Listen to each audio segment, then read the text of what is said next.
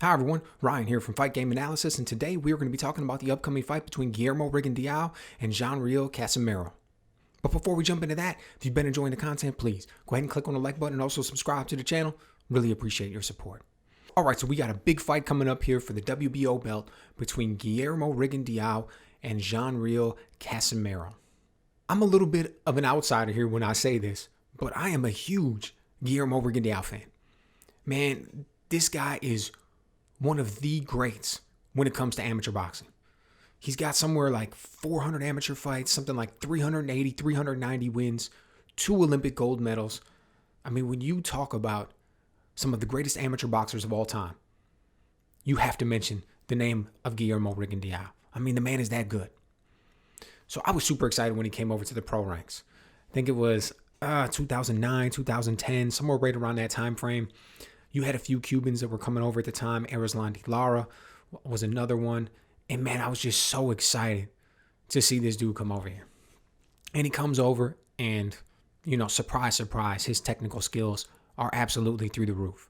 I mean, he is supremely talented. But it's more than that. It's the way in which he does it. So calculating, so efficient, so businesslike in his approach to how he gets everything done. Slides a little bit left and right, master of distance in and out, has a great jab, barely uses it, doesn't waste any energy, doesn't waste any punches, incredibly efficient. When you look back at some of his fights, I think about the fight between Rico Ramos and the fight with Tion Kennedy. I want to say that was back in like 2012. Masterpieces. Both those men were highly rated. Both those men were considered legitimate threats, legitimate contenders. Rigondeaux goes out there and absolutely demolishes them. Both of those men knew they were outclassed, knew they had no chance of winning the fight in the first round. And that's not a knock against them. They were really that good. They're really talented fighters. Guillermo Rigondeaux was just that guy. I mean, the way he goes out there and it's everything that he does. He controls the distance. As soon as a guy comes in, tries to close the distance, try to enforce his game plan through the jab, maybe try to land the right hand, trying to bully him, get him up against the ropes. He's got every answer you can imagine. He's either going to slide out to the side, he's going to dip back a little bit, and as soon as he decides to counterpunch, because he is a counterpunching master, that's when it all starts to go downhill. Because he's got that left hand and it's like a laser. It's so fast, it's so crisp, so accurate. He mixes up the way he throws it, goes over the top, goes straight, comes underneath with the uppercut, goes to the body with it. He's got concussive one-punch power. I mean, he's the total package. But here's the thing. Here's the trick. His whole career, he's found it very difficult to get fights. Why? Because he's highly talented and he doesn't have any drawing power. The fans are not really big fans of Guillermo Rigondeaux for the most part. He comes over and he's so talented and they're trying to make this big buzz about him and everything. He's coming out there, he's blowing dudes out the water, even when he scores knockouts. He's just not one of those guys that really appeals to the fans. And I get it. I'm a super hardcore fan, so I go out there and I can really appreciate what he brings to the ring. Really sit there and break down the details and everything, but the majority of people aren't like that. I get it. I'm kind of a nerd when it comes to that. Then I'm going to sit there and enjoy something that the majority of people are going to find unappealing. A lot of people are going to turn around and find his fights boring for the most part, even if they end up being a knockout 5th, 6th, 7th round. He goes out there. His defensive prowess is so good, people only land 5, 6, 10 punches on him per round. He's going out there. He's landing such beautiful hard shots that his opponents just completely shut down their offense. They completely shut down their offense and keep their hands in their pockets. They don't even want to throw because what's coming back at him is so vicious. So it's interesting that way. So then he switches up his trainer, goes with Freddie Roach. Freddie Roach is coming out in the public and saying, like, hey, man, you came over here from Cuba to turn pro to make money.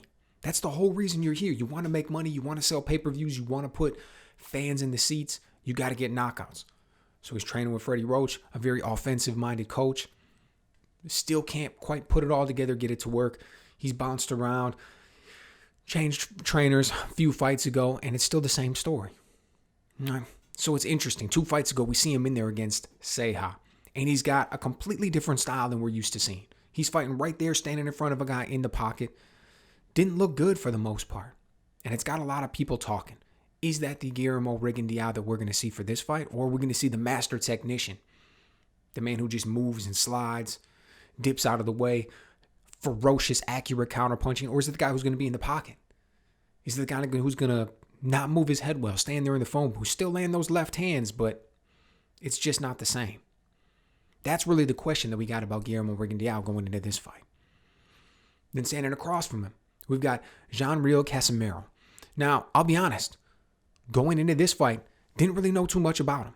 And as I'm doing the handicapping, you can see why. He's only had one fight so far in his career that's been shown on TV over here in the United States. So just kind of breaking into it. He's the belt holder in this one, but he is not the more popular guy. Now, Casimero has an interesting style. I'm going to call him a right-handed fighter. Now, a lot of times when you say that, you think the guy's limited. It's not really the case. He's got a pretty good left hook. We saw in his last fight with Duke Micah, he put him down with a short, tight, crisp left hook. So it's not that he doesn't have it. When I say he's a right-handed fighter, I mean that's the way the man fights. You can tell that he comes in and he plans his attack, he plans his game around that right hand. And not only that, he likes to do it in tight, likes to be inside of a phone booth, likes to get his work done in close. And he's good at it. He's got a great jab, but he only uses it to work his way in. He's not going to box from the outside. Not exactly a big guy for the division, 5'4", 64, 65-inch reach, something like that. But he's quick. He's athletic. He can bounce around a little bit, use good upper body movement when he comes in. He can close the distance, get back out. So he has a style that works for him athletically. He's got explosiveness. He punches in combinations well. So when he gets everything going and he's moving, it works great. Perfect example is the fight against Tate 2 fights ago. Right? Tate's a much bigger guy, taller, longer. He's controlling with the outside from the jab. I gave him the first round. You could see that Casimero was intent on his style.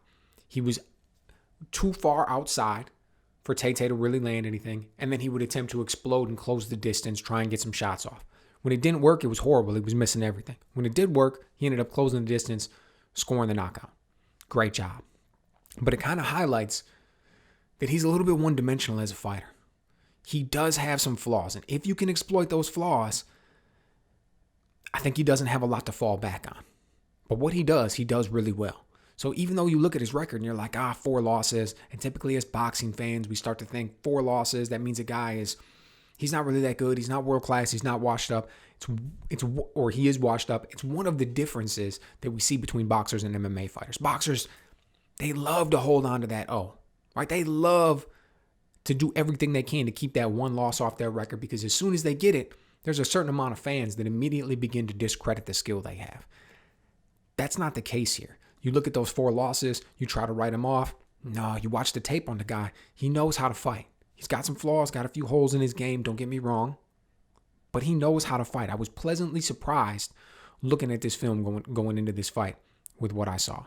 But the question is, what's it going to look like when these two step in the ring against each other on Saturday night?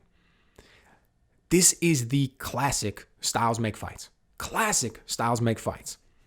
Because on the one hand, you got the master technician in Guillermo Rigondeaux.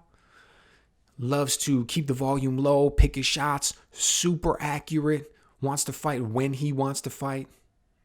Wants to turn around, keep it on the outside, move around, keep the distance, lateral movement, counter punch, maybe lead a little bit.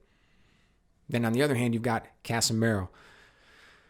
His downfall is the fact that he can get too wild at times, right? The man can come in and be so aggressive, wants to come in, fight in a phone booth, pop in and out, uses explosiveness, quick feet, upper body movement, throw in combinations, throw hard punches, loves going to the body with that right hand, loves coming in just putting everything he can into it. Complete clash of styles in that situation. Now, be perfectly honest with you. If the Guillermo Rigondeaux that fought Ceja shows up, he's not going to have a good night. Casimero will be able to come in there. He will be able to land hard right hands to the body. He will be able to land that hard right hand upstairs. He'll even get that short left hook off on occasion. Guillermo Rigondeaux just ate way too many shots in that fight with Ceja. But the truth is, I don't think that's going to happen. I think we look at his last fight, his very last fight, the one after Ceja. Say it was 2 ago, you get this last one. He comes in first round, fights the same way, doesn't look good, changes it up. Starts going back to the footwork we know, starts moving around. I think that's the Rigondeaux that we see. I think that Rigondeaux shows up on Saturday night against Casimero. I think he's able to utilize that lateral movement. I think when Casimero tries to come in and land that right hand, Rigondeaux is going to light him up. He's going to show him he's got some fire for him in that left hand. He's going to mix it up, going with the uppercut, going to the body on occasion, going over the top and landing it. Pinpoint accuracy, good hard shots. I think he's going to be able to carry it. Now, unfortunately, I think it's going to be once he starts to land that shot, once Casimero realizes that he can't come in and impose his will, he's got to be smart. He's got some ring IQ. He's going to be able to attempt to make some adjustments and come in and do some things. It won't just immediately be after the first round lights out. Rigondeaux is older now too, so he can't quite do what he used to do back in the day. But I think he's coming out with the win on this one on points. I think Guillermo Rigondeaux was able to control the action. I think he's able to land the bigger shots. I think he's able to land more shots, definitely the higher percentage. I think he's able to win this one on points. I think Casimero, by mid to late rounds, he's kind of going to look confused. He's not going to be able to get his offense going for the most part, other than some pot shots here and there. I think he's going to find the footwork and just the overall defensive wizardry that Guillermo Rigondeaux brings to the table too much. I think it's going to confuse him. He'll have to shut everything down. But let me know what you guys think.